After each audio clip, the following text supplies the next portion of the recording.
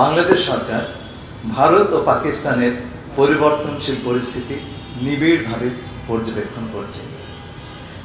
বাংলাদেশ পরিস্থিতি নিয়ে গভীর উদ্বেগ প্রকাশ করে এবং উভয় দেশকে শান্ত থাকার, সংযত থাকার এবং পরিস্থিতি আরও খারাপ করতে পারে এমন কোনো পদক্ষেপ নেওয়া থেকে বিরত রাখার আহ্বান জানাচ্ছে। The government of Bangladesh is closely observing the evolving situation in India and Pakistan.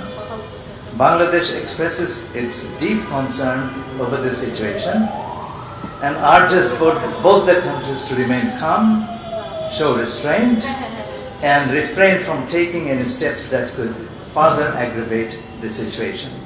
In this period of regional peace, prosperity and stability, Bangladesh remains hopeful that the tensions will be diffused through diplomatic endeavors and that peace will ultimately prevail for the benefit of the peoples in the region.